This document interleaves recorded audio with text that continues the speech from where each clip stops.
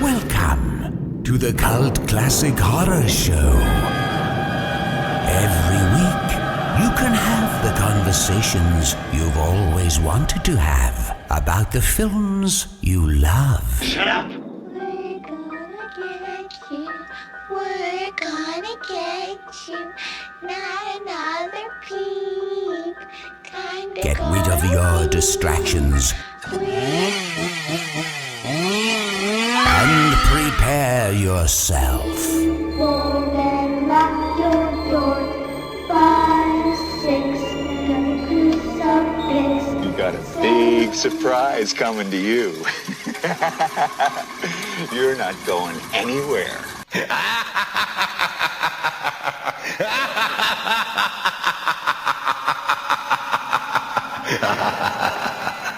Welcome everybody to the Cult Classic Horror Show. Danny Bonin here with you. I got a special guest on the line. Today I got Kerr Smith, and well, we're going to be talking about a lot of things, but mainly the newest episode of Blumhouse's Into the Dark, Pilgrim. Kerr, welcome. Thanks for joining me. Thank you. Good to be here. Yeah, well, gosh, man, I'm glad you took the time, and although we're going to get to Pilgrim, I sort of just want to start out by talking about you a little bit, you know, how you got in to the industry, because just judging from what I read of bios and things, it's an interesting story. I mean, can you tell me how you went to college for business but then became an actor? Was it just this bug that you had itching in your heart the whole time? Yeah, it was. I got the bug in high school. You know, I did a couple of plays and whatnot, and I kind of put it on the back burner in college. As I said, I was a business major, accounting, finance, you know, all those boring topics. Yeah. And then I got out in the real world after college, and I just told my parents, I said, look, I know I've got the business degree as a backup. It's, you know, you can use it for anything, but I really want to try and pursue acting. You know, I'm just going to move up to New York with my best friend and give myself 5 years and, you know, see if I can make anything happen. And, you know, years later, my dad told me, he said, yeah, when you told me that, I really thought you were going to be tending bar the rest of your life, but we let you go. And I sold my truck and used the money from the truck to, you know, to get into New York City, which is incredibly expensive. Oh, sure. Even then, right? Yeah, so I'd say even then it was brutal. I mean, it's just, your whole wad of cash goes just in getting, you know, an apartment. But I'd say I was up there for about 9 months, and things really started to happen for me. I got the soap opera as well turns, and it just kind of spiraled from there. Yeah, were you just sort of doing it? I mean, just hitting any audition you could on a daily basis? I was literally hitting about 7 appointments per day. Wow. I mean, every night, it was brutal. A lot of it was commercial stuff, but, you know, and voiceover things and things like that. But, you know, imagine trying to hit 7 appointments in one day in New York City. Oh, God. I had to map out, you know, my subway routes, not only what subways to take, but which end of the platform to stand on so I could get to the next place as quickly as possible. So it was a lot of work. But, you know, back then I had serious focus and thought of nothing else but, you know, making this happen. So it was fun. It was a great experience.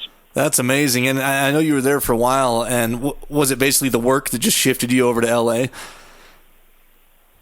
You know, I actually there's this East Coast, West Coast versus thing, you know. Yeah. And I tried to stay, you know, being from Philly, I tried to stay in the New York area for as long as possible. You know, I was doing independents and commercials and all this stuff. But at some point after like 3 years, I was like, okay, if I really want to do this, you've got to be in Los Angeles. So knowing nothing about Los Angeles, I rented a 15-foot U-Haul and drove across the country with my girlfriend at the time and just, you know, kind of immersed myself in the whole LA world. Jeez, now scary. Wow, that's crazy, especially at that time when, I mean, it's not like the dark ages when there was no technology, but everything's not so readily knowledgeable or available to you, you know. Well, I didn't, you know, there was no cell phone. I didn't have a cell phone at that time. we were still using payphones. Imagine running around New York City, and then I get a page on my little beeper for my next appointment, and I got to run up to one of those grimy payphones. I mean, it was bad. It was disgusting. Yeah. I can just imagine you trying to get from New York to LA with a map of each state. Yeah, luckily the highway is pretty much, it's like one highway the whole way. Yeah. And the whole way, or so it's not too bad, but yeah you can't mess that one no up. GPS. No. So, I mean, getting into LA then, things picked up pretty fast, right? Okay, this is where it kind of gets crazy. Well, the other crazy part actually was in New York. I got that World Turns job with no agent at all. Really? I don't know. I mean, things just kind of aligned, and I was friends with a guy that just got hired to play the villain on that show, and he mentioned that there was a part available coming up, and I said, well, can you get me in? And sure enough, I gave him my headshot. He gave it to the casting director. He ended up calling me in. I practiced with this friend of mine, and I ended up getting the damn thing. Wow. It's unheard of. I negotiated my own deal and everything, which was a really crappy deal now that I look back, but hey, whatever. It's my first job. Yeah. So cut to 3 years later, we're in LA, and at the time, Dawson's Creek had just come out. I mean, they were doing their first 9 episodes, which was the first season was just it was a back end replacement. And I was looking at these promos for this show, and I'm like, okay, if there's anything I want to do right now, it would be Dawson's Creek or Party of Five, which was, it had been on for a few years, maybe even 5 years, and, but it was still hot. Yeah. So believe it or not, one of my first appointments was for Party of Five. I screwed that audition up so bad. Really? It sucked. Yeah, I didn't do well. And then I'd say after 7 weeks of being in LA, the Dawson's Creek appointment came up, and ended up getting it. Wow. So power of thought, man. I'm telling you, it's a very powerful thing. God, so how was the pace in LA compared to New York? Were you still fighting for like 7 appointments a day, or was it a little bit more sparse out in LA at that time? No, I couldn't even. So I thought, okay, I'm going to take my commercial agency from New York, and I'm going to pick up where I left off in Los Angeles. And I went into my commercial agency in Los Angeles, and they didn't even want to take me. I couldn't believe it. I was like, oh, no, this is not going to work. Yeah. So obviously I was putting myself into an environment that was pretty difficult and pretty different. Yeah. Wow. So I stopped with the commercials. I mean, after I got Dawson's, obviously I didn't need to do that anymore anyway. Yeah. So that's a good thing. That's what every actor strives for, right? Everyone. Do you know an actor that just loves commercials? I don't. Yeah, I mean, there are some. I'm sure Jared loves commercials. That's true. I'm sure, that's true. What's the Sprint guy? The Verizon / Sprint guy? That guy. I'm sure he loves commercials. That's true. I have a few friends that actually do really, really well in commercials, and it just, it pays all the bills and then some. So they love it. No, that's true. Yeah, we're my brother usually hosts this podcast with me. We're in Denver, and we're aspiring actors as well, but that's all there is around here. And so I think we're just have the dirty taste in our mouth of commercials. Right. But anyway, so I mean, tell me about. It does say I'm looking at your IMDb bio here. It says you're a sci-fi fan. I know you booked Final Destination early on as one of this is a horror podcast, and so we love horror and we love Final Destination. I mean, tell us a little bit about that experience.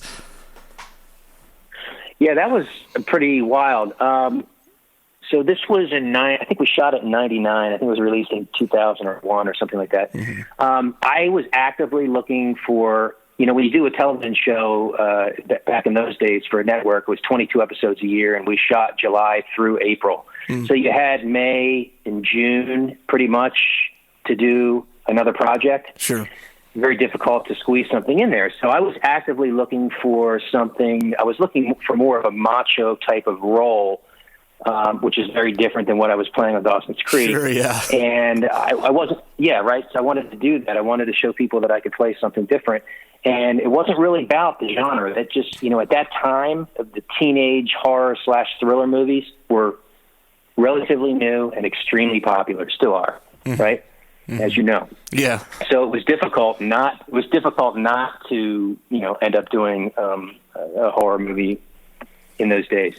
But Final Destination, which was called Flight 180 at the time, I remember going to the Fox lot for the appointment, and ended up getting it, and it ended up being this huge franchise. Which, I mean, who would have guessed? And it's just done these amazing things over the years. I mean, was that one of those things? It looked like it's just a lot of well, maybe kids at the time, same age. It just looks like a fun time to be shooting that. Was that the vibe on set, or was it down to business? No, it was really fun, man. It was cool. I mean, the movie I think they did it for, gosh, I don't know, I want to say $20 million. So that's a pretty good budget for one of those movies.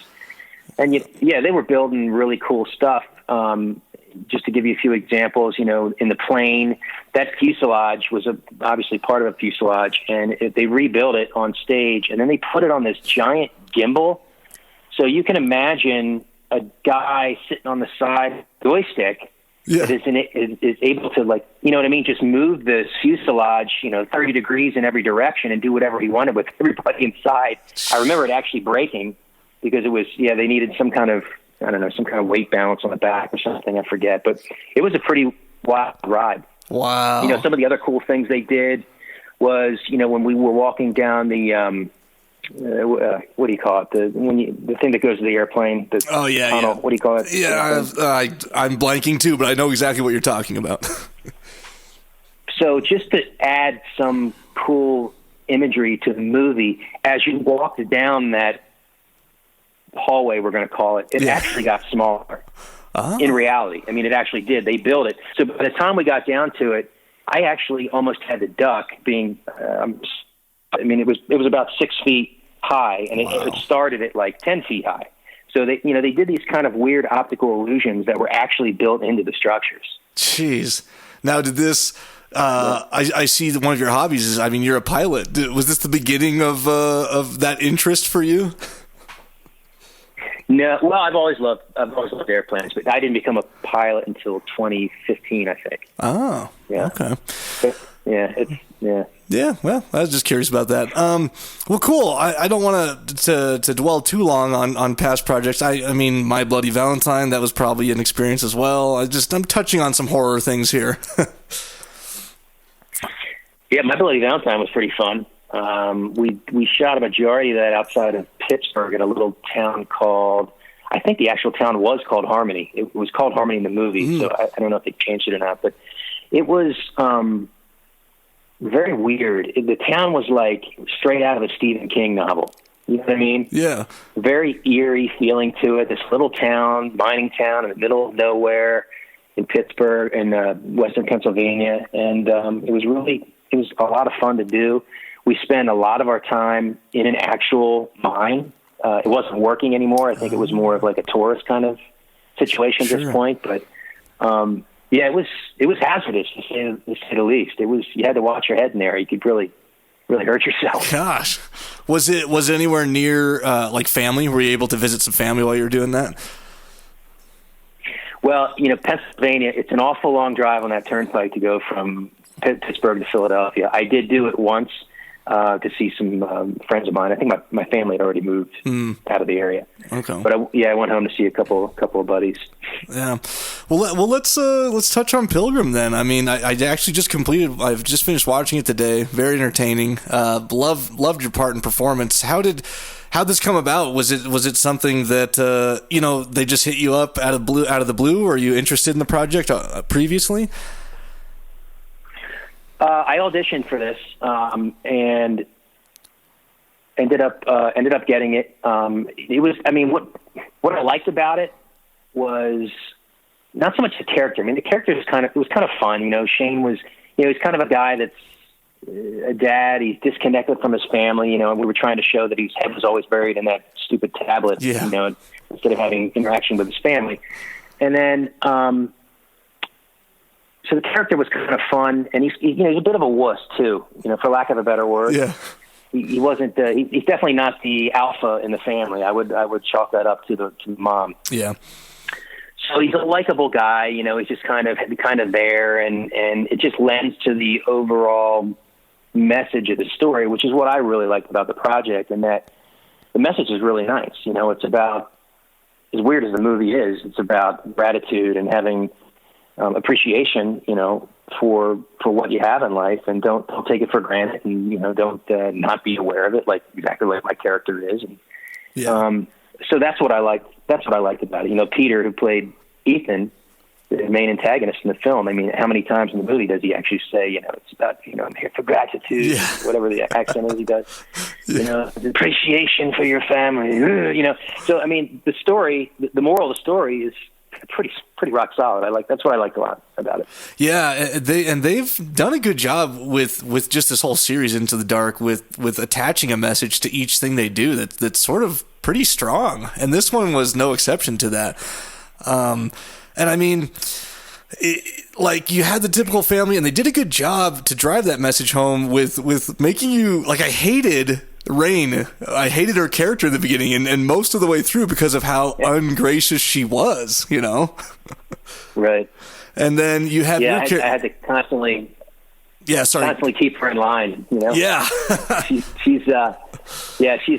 mean, that's kind of like your typical teenager, right? Just pissed off, doesn't want to be there, no appreciation for the family, just wants to get out on her own, which we all get it. I mean, we all, you know, have been down that road. Mm-hmm. So it's true to life. Yeah. Well, and I mean, I thought the character fit you pretty well, or at least you fit the character pretty well. It was like this dad that just, you see, like, in your own little world, even at the end when, not necessarily the end, but close to the end, where the kids are missing, the wife's freaking out, us as the audience knows that something's horribly wrong for like the last 15 minutes, and you're just in the office looking at figures, and you're like, the kids are probably fine. Yeah, right. It's that denial. Well, it's not even denial. It's just like complete obliviousness until the very end. Yeah, Shane's definitely the last one to catch on to what's going on. Yeah. It's not until right after the scene you're talking about. Yeah. In the hallway when he starts to clue in. Yeah. Well, how was how'd it go? How was principal photography on this? Was it a fun time on the set? Yeah, it was really great. You know, it's amazing to me how Blumhouse puts together one of these 90-minute films they really do it every 3 weeks, even though it's, you know, launched every month. But it's pretty amazing. I mean, I don't know of any other production company that's pulling something like that off, and of the production value that they are. So it was fun to be part of that process and to see how it works. And, you know, with them hiring Marcus Dunstan to direct this thing, I was pretty excited because he has ties to you know, thrillers and horrors and all that good stuff. And he's pretty well known, and he's got a really cool edge to, you know, the way he shoots things. So I was really interested to see what he was going to do with this. And even, you know, after watching it the first time, even after, you know, just rolling the credits in the beginning, I was like, oh man, okay, this is going to be great. Yeah. You know what I mean? It's just the editing, the shots that he was coming up with on set, you know, with like the dangling feet in the beginning. When we were doing it, I'm like, okay, I can see how this plays in. But then you watch it and you're like, yeah, I totally get it. You had a vision. So it was really cool to watch his process. And, you know, him he's a person, he's a cool guy, man. He really is. He's a super sweet dude. He is so positive. I didn't hear one negative thing come out of his mouth the entire shoot. Which is, you know, unheard of in that kind of environment when, you know, everybody's under stress and every minute's, you know, $100 or $1,000. So he was great to work with. And, you know, the director sets the tone of the set, and he set the tone of, hey man, we're going to have a good time, and this is going to be a fun place to come to work. And it certainly was. And well, appreciated that. That was going to be my next question about him, because for you guys listening, I mean, Marcus Dunstan, he's an accomplished writer as well. I mean, he wrote Scary Stories to Tell in the Dark that just came out, The Collection, The Collector, Piranha 3D, I mean, a handful of the Saw movies, you know, and Feast, it goes on and on. So he's well established. Yeah. So talk a little bit about well, you already mentioned it. Blumhouse TV puts together these every 3 weeks. When you're on set there, is it like it's a bit of a accelerated production? Oh God, yeah. I mean, you know, I think our shooting schedule, I want to if I remember correctly, it was 16 days. That's ridiculous. I Yeah. mean, if you're doing like a low budge, B type of movie, then typically you usually have around 3 weeks to make the movie, maybe sometimes 4 if they have a little bit of money. So they're doing this in 16 days, which is it's pretty amazing. Wow. Wow. It's fast paced, and you need directors like Marcus who know exactly what they want, because you don't have time for indecisiveness. You got to know what you're doing going in there, and he did. So we pulled it off. So were you in this kind of format when they sort of accelerate things? Did you still only have to be there, certain times, and was it all planned out very, very meticulously, or did you end up having to be there all of principal photography? No, scheduling wise, they just did it like any other production. Its scheduling is almost 100% based on money, saving money. So, you know what I mean? So, a lot of times, I think I only worked probably half of the days, if I remember right. Maybe like a full 7 or 8 days. Rain and Peter obviously worked a lot more than that. I think they probably worked all the days. Yeah. But no, the schedule was typical of any production. It wasn't really different in any way. Okay. Well, did it feel good to sort of, not that you've been out of the quote unquote genre, because Riverdale sort of touches in there and some of the things you've done on television recently, but did it feel good to sort of get back into this genre? Yeah, it did. I gotta be honest, because it's fun.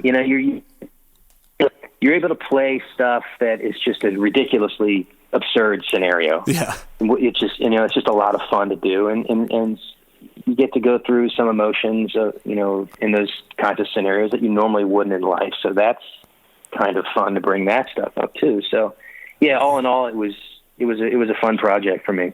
I think for everybody. I think everybody enjoyed it a lot. Yeah. I am curious if you have done any of these, because you probably know how horror fans get. Even just doing a film like Final Destination, you could probably find yourself at 12 conventions a year with lines out the door to get your autograph. I mean, have you partaked in anything like this? I've done a few of them, and I don't remember for what movies. It was probably Final Destination. It might have been Forsaken as well, because I did that around the same time. Yeah, I have not been asked to go to like Comic-Con or anything like that, and I would. I mean, I would. Some buddies of mine, like Jensen and Jared from Supernatural. Yeah. Jensen Ackles. Yep. They do these things all the time, and they say it's just a complete blast. I mean, it's just insane. It's just fun. But yeah, I haven't really had the opportunity too much to do that. I guess I got to get a few more of these projects under my belt. Yeah, I don't know, man. You'd be surprised. Like, it'll be the lowest budget B movie, and someone was a supporting role, and they're just blowing it up, So. Right. Yeah. Some of those supporting roles that just so remember. You remember them. And they get really, really popular. I'm surprised you haven't worked on, unless you have, on Supernatural, because that seems like that would be a good fit for you too. I know, I haven't. You know what? And we were nice enough to get Jensen a role back in the day on Dawson's Creek. Yeah. No favor returned, my friend. What's up?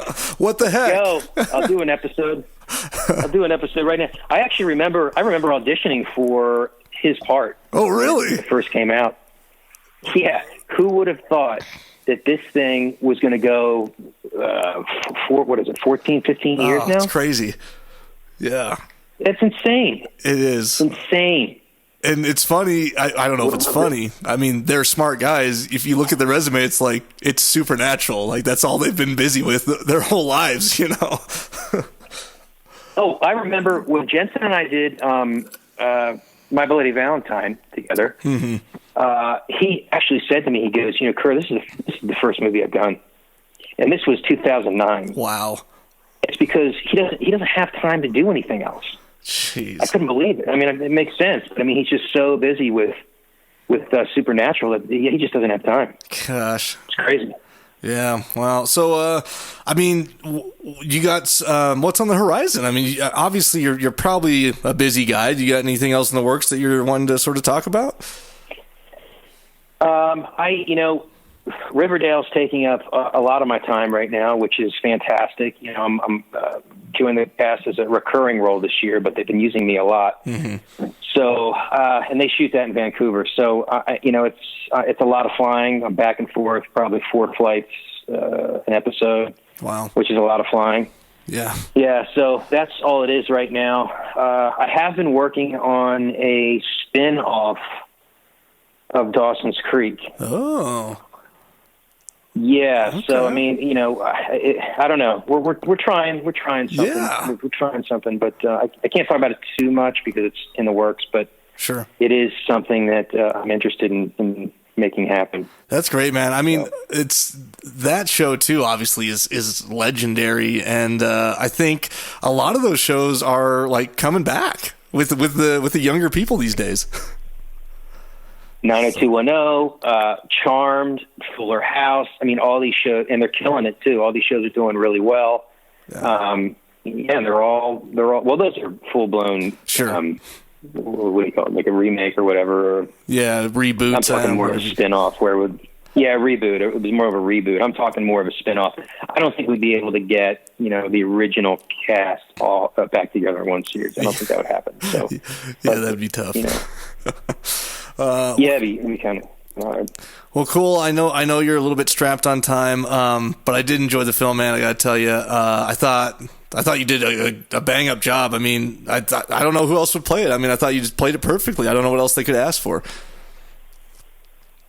Well, thanks, man. I appreciate that. Yeah, it was a good time. I'm glad I did it and made some good friends. I'd love to work with Marcus again. He's totally awesome. I'd like to see you work with Blumhouse again too. I mean, I think the fans would like to see that too. I'm open to it. That's up to them. But yeah, I would love to do that. Yeah. They've got a lot of good stuff going on. Yeah. Well, cool. I won't take up any more of your time, Kerr. Thanks again for joining me, and I just really appreciate it. Thanks, Danny. Appreciate it too. All right, you have a good one. And you guys listening, make sure to catch Pilgrim on Hulu in Blumhouse's newest installment of Into the Dark, streaming right now. Thanks for joining us. Don't you blame the movies. Movies don't create psychos. Movies make psychos more creative.